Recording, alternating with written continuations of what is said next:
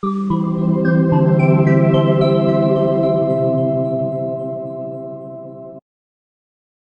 logistik mahal. Maaf kalau saya salah gitu.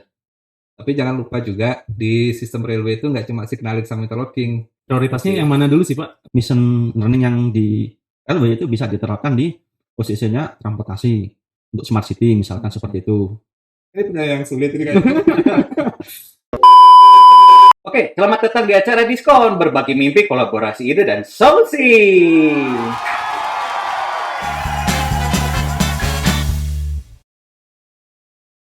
Diskon merupakan wadah komunikasi untuk para teman pintar saling berdiskusi tentang inovasi dan teknologi, organization and people development, business and strategic management, operational management, serta hal-hal menarik lainnya.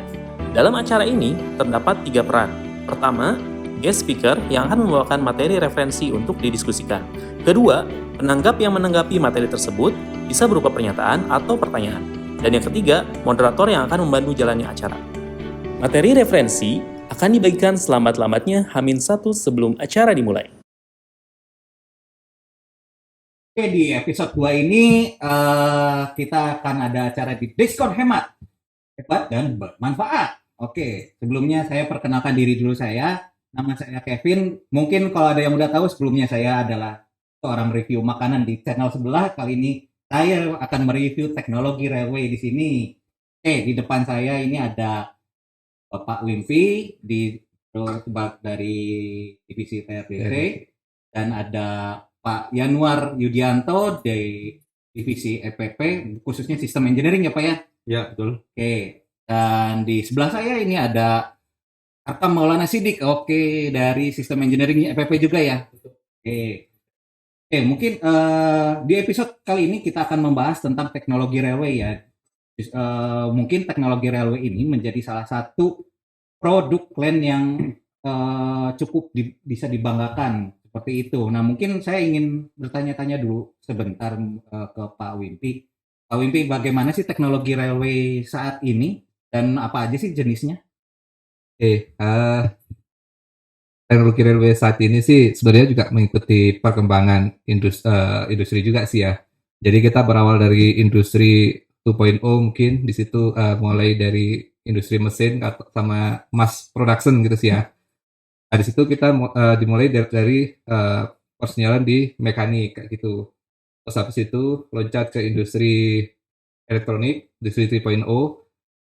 Signaling juga mengalami perubahan juga, jadi menjadi signalnya lebih ke elektronik. Makanya kita memerlukan prosesor yang safety buat sistem persinyalan. Terus yang sekarang ini, kebetulan sekarang kita menginjak ke industri 4.0 yang mungkin sebenarnya lebih lambat daripada revolusi industrinya sih di railway karena dia membutuhkan persyaratan untuk safety gitu sih ya. Jadi mungkin nantinya sih bakal menuju ke smart system juga dan mungkin lebih ke enterprising atau cloud system juga nantinya. Mungkin ke situ Pak Kevin untuk yang railway. Ini kan tadi saya bilang, tadi Pak Wimpi bilang ada tentang teknologi smart system ini ya. Ya. Nah, ini smart system ini kayak gimana sih Pak? Maksudnya apakah semuanya itu terintegrasi kah atau seperti apa gitu? Oke, jadi industri 3.0 kan kita direvolusi adanya komputer gitu kan, elektronik dan komputer. Terus habis itu ada internet gitu kan, interkoneksi. Nah, internet ini mungkin itu perpindahan antara 3.0 ke 4.0. Sehingga di 4.0 sekarang mulai dulu kan terkoneksi dan computerized. Nah, sekarang naik ke jadi smart kayak dikenalkan dengan teknologi semacam AI ataupun mungkin ada digital twin yang dimana dia bisa merepresentasikan secara visual suatu simulasi kayak gitu-gitu sih. Ya mungkin semacam itu kali ya. Dan smart dan interkoneksi. Dari saya menanggapi dari yang smart system tadi, Pak Wimpi, kalau kita sendiri gitu ya, setahu saya LAN sudah cukup lama ya di railway, dimulai dari sebagai kontraktor ya untuk instalasi, kemudian berkembang sampai saat ini alhamdulillah kita udah punya sistem ya yang bisa kita banggakan. Kemudian untuk mencapai apa namanya tuh di smart system tadi, kira-kira apa aja sih yang perlu kita siapkan gitu? Apalagi kalau misalkan kita lihat gitu ya, perusahaan yang serupa dengan LAN Ya. udah banyak sekali yang lebih maju gitu. Ya. Seperti itu, Pak. Mungkin pertanyaan ya dari saya. Oke, apa yang perlu disiapkan kali ya pertanyaannya mungkin sih ya. Ya. Sebenarnya walaupun sekarang udah menginjak ke smart system, biasanya sih di railway sih emang agak lag untuk implementasinya sih. Hmm. Mungkin sekitar bisa 10 atau 15 tahunan gitu kali ya. Tapi kalau dibilang gimana cara mempersiapkan untuk menuju ke smart system, ya mungkin sebelum bikin produk biasanya kita diawali dengan penguasaan teknologi gitu sih ya. Dan mungkin sekarang bisa dimulai dengan identifikasi kira-kira teknologi apa yang bakal mensupport railway di bidang untuk smart system gitu, kayak semacam AI untuk autonomous driving ataupun mungkin buat predicted predicted maintenance semacam kayak gitu juga. Mungkin juga kita perlu membangun semacam kayak service based railway kali ya, karena itu Iya, juga iya. termasuk interconnected railway juga gitu. Service base itu seperti ini ya. Kalau sekarang itu kan kita sering pakai software yang biasanya kita beli software itu standalone gitu ya, langsung Ya. beli putus. Sementara sekarang banyak yang annual ya, yang seperti itu mungkin Pak ya? Itu bukan? Ya, mungkin annual lebih ke licensing dan mungkin semacam kayak server gitu kali ya. Kita punya server di mana itu juga menyimpan semua data-data railway, mungkin data log perangkat juga, kayak status perangkat, dan juga data-data masalah interlockingnya, sistem software utama dari railway juga. Dan kalau saya lihat kayak di perusahaan-perusahaan besar juga, selain di sisi maintenance, mereka juga udah mulai ke bikin service buat customer gitu loh. Maksudnya customer operator. Jadi kayak bikin semacam service buat menentukan route mana yang kosong. Jadi kayak penjualan turut-turut dari kereta itu sendiri. Jadi bisa di trading kan nantinya kayak gitu. Sekarang kan semuanya itu diatur kereta api dan kita juga nggak tahu rute yang kosong gitu kan. Iya. Dan sekarang juga mungkin banyak e-commerce, mungkin juga bisa dipakai buat logistik juga sih nantinya sih. Jadi bisa di trading kan rute-rute dari kereta itu. Jadi situ. Sebenarnya kan kalau kita bisa menggabungkan semua apa ya istilahnya, semua teknologi jadi satu, ya udah kita nggak perlu apa namanya nggak perlu ada ini terkotak-kotakan antara apa namanya antara transportasi kereta ini udara ini segala macam dan pada akhirnya kan ini akan jadi satu kesatuan sistem gitu ya Pak ya? Ya itu bisa jadi solusi banget. Di kita kan biaya logistik mahal. Ya. Ya mungkin harusnya ini bukan nggak cuma railway juga sih ya. Mungkin juga bisa buat tracking juga sih ya. Karena railway kan cuma di sisi point to point yang besarnya aja. Untuk ke customer yang lebih kecil biasanya kan disupport sama truk ataupun mode yang lain kayak gitu-gitu sih. Tapi jangan lupa juga di sistem railway itu nggak cuma signaling sama interlocking. Dia banyak support system yang sebenarnya kita juga bisa kembangkan juga jadi market baru gitu sih. Semacam kayak mungkin di situ ada utility yang terkait dengan power, building management, ataupun access management, terus platform screen door, mungkin yang bisa juga dipakai untuk transportasi yang lain. Terus juga berhubungan sama passenger mungkin sih ya, yang kayak PID, passenger information display ataupun announcement kayak gitu-gitu mungkin juga perlu dengan juga. Jadi nanti bisa jadi total solution buat railway dan nantinya juga bisa dipakai dibikin semacam enterprising juga. Jadi full total solution buat railway kali ya. Kayak gitu. Selain dikombinasi dengan sistem transport yang lain.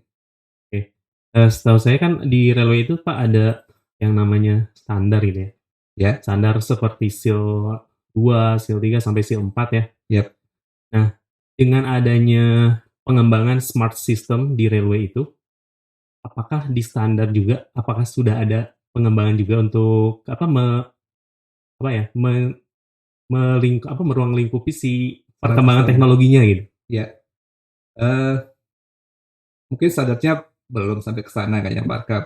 Mungkin sebagai contoh juga ini kali ya, di Eropa kita bilang Eropa itu negara yang sangat canggih gitu kan.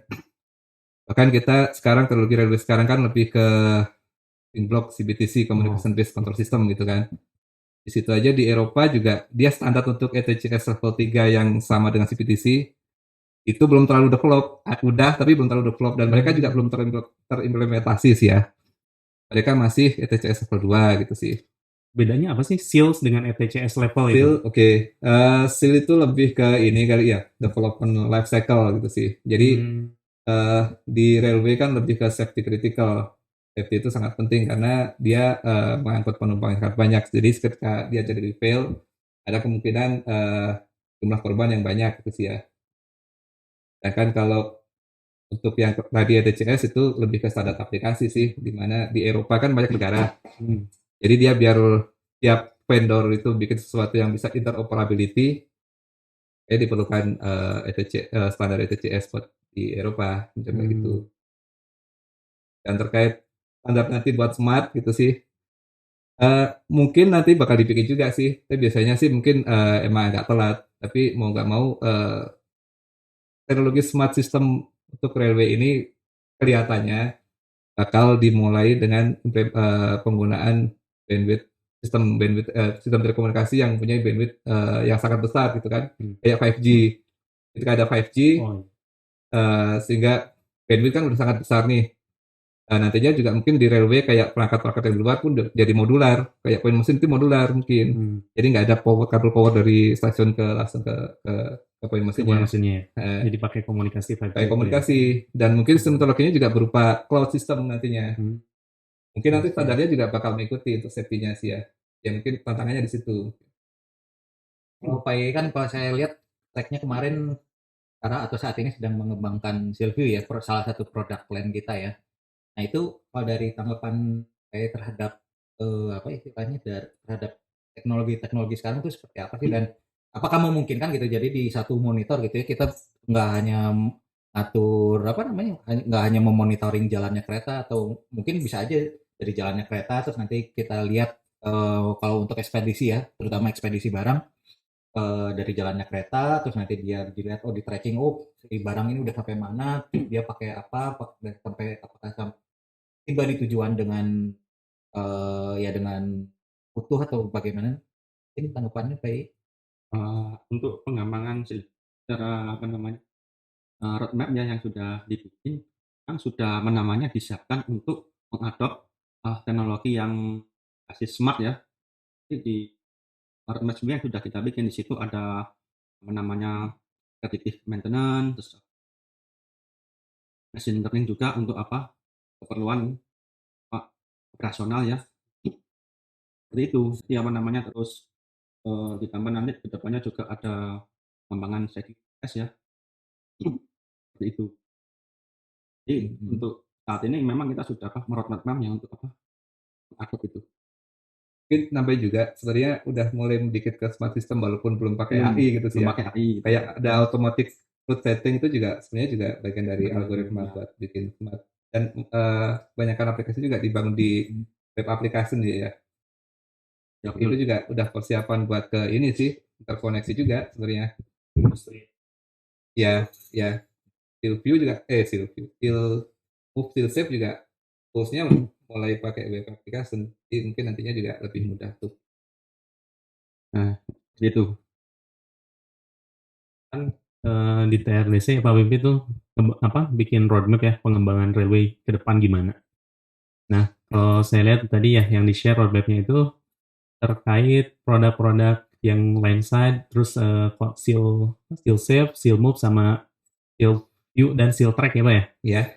Nah, untuk apa ya kemandirian kita gitu ya, land, kalau misalkan diprioritaskan gitu ya, yang menurut pengamatan Pak Wimpi selama buat roadmap ya, Ya. prioritasnya Oke. yang mana dulu sih Pak, supaya kita lebih apa ya lebih dapat ininya cuannya gitu ya. Ya. Ini pertanyaan yang sulit ini kan. Ya tentu saja yang utama paling core-nya sih ya. Karena yang lain kan cuma sporting gitu sih ya. Kalau kita masih core-nya biasanya lebih mudah masukkan sporting-sportingnya gitu kan. Core-nya mungkin kalau sekarang emang sistem signaling interlocking system gitu kan untuk yang main lainnya basicnya. Terus untuk yang pengendali keretanya yang mulai advance kita udah ada train control system gitu sih ya. Terus next-nya mungkin kalau mau sih kita bikin service system juga, macam untuk mulai untuk predictive maintenance, mungkin buat trading rute atau apapun itu. Mungkin bisa dimulai di situ juga. Terkait sama supporting-nya, ya itu memang bisa ngikutin sih untuk meningkatkan TKDN aja. Tapi beberapa emang udah mulai ada sih ya. Tapi mungkin nanti juga bakal menghilang kayak lampu sinyal kemungkinan juga bakal menghilang by teknologi sih ya. Gitu. Kita minum dulu biar lebih cair suasananya. Oke. Tadi kalau saya dengar sih kan kita kayak ini ya, apa namanya? Kira-kira produk-produk kita tuh kan diantaranya ada Siltrek, Silmove, View, dan Siltrek. Tapi kalau tadi saya dengar sebenarnya peluang untuk menghasilkan bisnis banyak di luar itu gitu, dan apakah istilahnya kita sanggup nggak sih untuk mengambil kesempatan itu, karena kan kalau yang saya lihat nih kayaknya kita ini hanya berfokus di masalah persinyalan kereta dan interlocking, sedangkan di luar itu kan kita tidak fokus atau tidak ambil. Nah, berapa gede sih peluang untuk mengambil yang di luar sistem persinyalan tersebut gitu? Sebenarnya bisa besar sih ya kalau kita mengambil sih ya. Ya sistem-sistem itu juga agak mirip sih, ujungnya juga mirip kayak automation sih ya. Terus kayak ya di lain sendiri kan saya lihat juga core-nya lebih banyak ke pengembangan software gitu sih. Dan tren perangkat sekarang sih sebenarnya hardware itu kita bisa beli sih ya. Dan kebanyakan sih core-nya itu ada di pengembangan di algoritma software-nya. Jadi kayak kita mau bikin passenger information display ataupun public announcement ataupun ticketing system itu harusnya bisa juga kita mulai melebar ke samping-sampingnya gitu sih. Dan selain itu kalau dibilang selain railway ya mungkin kita bisa lihat kayak lampu sinyal, bisa di lampu lalu lintas. Tapi balik lagi itu harus strategi marketingnya harus punya sih. Kan nggak bisa kita tiba-tiba masuk ya. Ada strategi marketingnya juga. Kalau secara produk possible. Mungkin kalau saya mau nanya di ya, berapa possible sih misalnya Silvio ini diaplikasikan nggak hanya di railway gitu? Kalau untuk itu ya seperti yang diutarakan sama Pak Wimbi ya secara teknologi ya misalkan OCC untuk transportasi yang tipe ya misalkan railway kan transportasi ya. Misalkan untuk yang OCC misalkan bis gitu ya, bus terus apa namanya OCC untuk traffic light ya gitu itu sangat-sangat possible gitu. Teknologi yang kita kembangkan di sini bisa diatur ke sana, terutama tadi yang mengacu smartnya ya misalkan kita sudah misalkan nanti suatu saat kita sudah masuk ke dunia learning ya machine learning itu bisa aja machine learning yang di railway itu bisa diterapkan di posisinya transportasi untuk smart city misalkan seperti itu. Untuk OCC terminal bus bahkan mungkin untuk yang lainnya juga gitu. Ya mungkin juga bisa dikembangkan untuk itu juga macam digital twin buat review kayak mau Pak Yai. Jadi lebih merepresentasikan digital itu lebih ke aset manajemen sih nantinya. Ya, jadi satunya nanti ke AMS ya, Asset Management System ya gitu ya itu. Kayak 3D gitu. Maaf kalau saya salah gitu.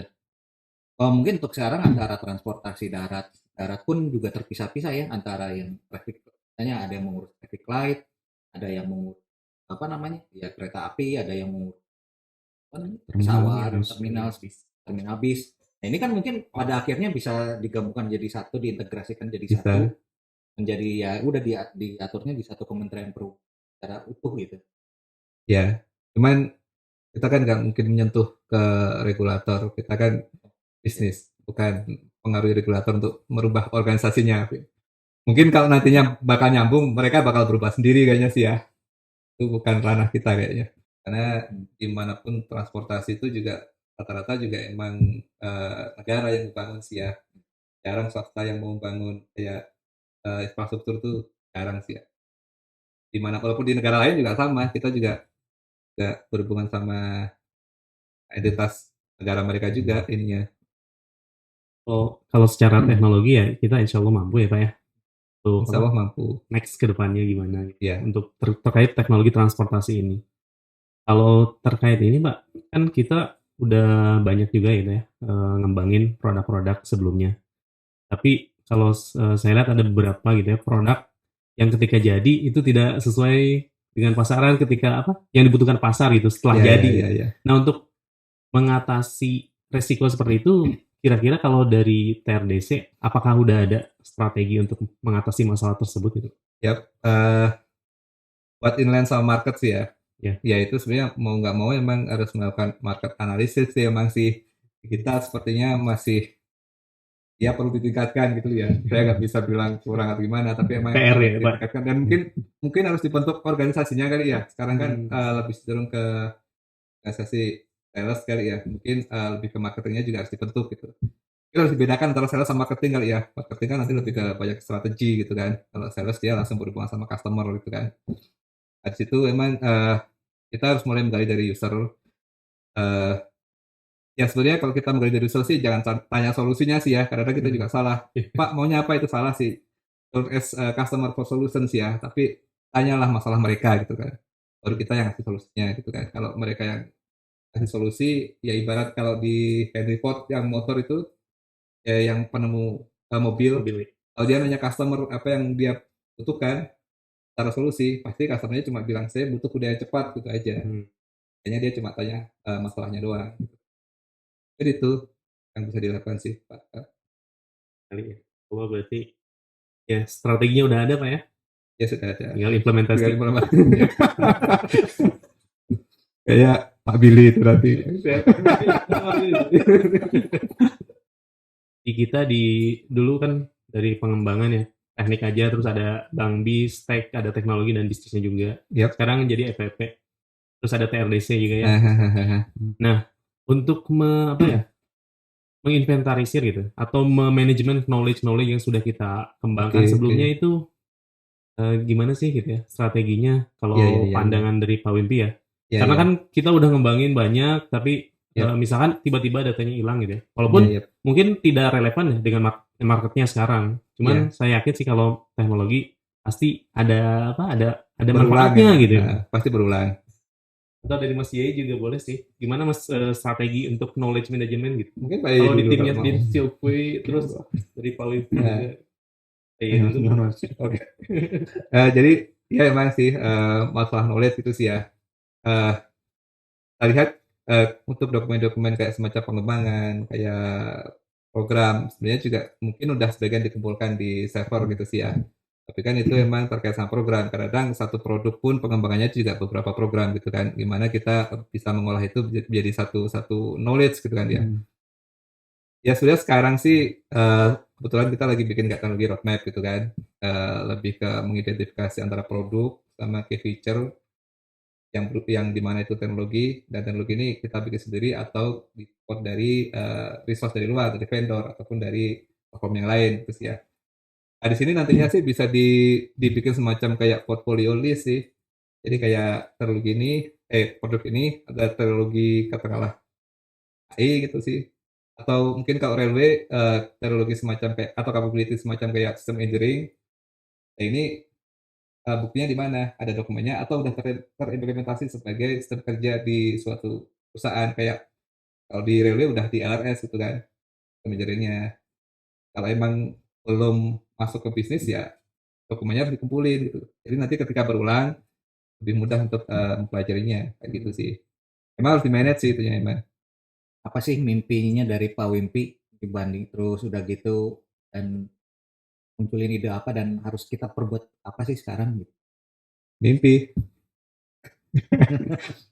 Ini agak susah ini. Apa ya? Ya mimpinya sih emang kita bisa jadi semacam kayak sebenarnya ini sih ya saya bingung nih. Ini bisa agak terkait sama holding gitu sih ya. Kalau holding kan kita tahu banyak yang di depend banyak ke platform-platform. Kalau saya lihat sih di kita sih lebih banyak kuat di elektronik dan software kali ya. Mungkin bagusnya sih kita bisa jadi kayak NSA kayak gitu sih, kayak National Security Agency atau apa gitu kan. Jadi pusat lebih ke banyak ke software-nya lebih kuat gitu sih. Terus selain itu juga ya ya mungkin itu kali ya. Itu juga bisa mensupport smart system karena gimana pun nantinya walaupun yang lain punya platform ataupun punya produk dia gak bakal bisa jadi industri 4.0 kecuali emang ada yang bikin dia smart gitu kan. Nah mungkin disitulah kita bisa masuk. Jadi itu kali ya. Mungkin Pak Yaya ada impiannya kan.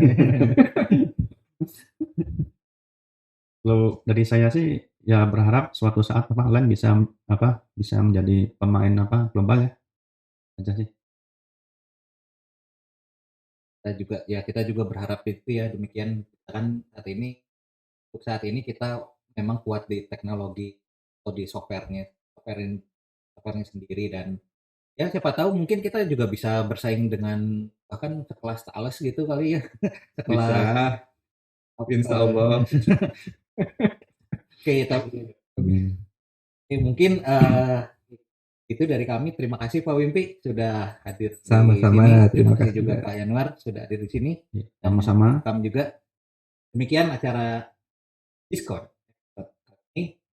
Jangan lupa episode selanjutnya, dan kalau ada yang mau berkomentar silahkan komentar di bawah ini. Kalau ada yang like, kalau suka dengan video ini silahkan like, kalau suka dislike saja. Terima kasih dan selamat berjumpa kembali di episode selanjutnya.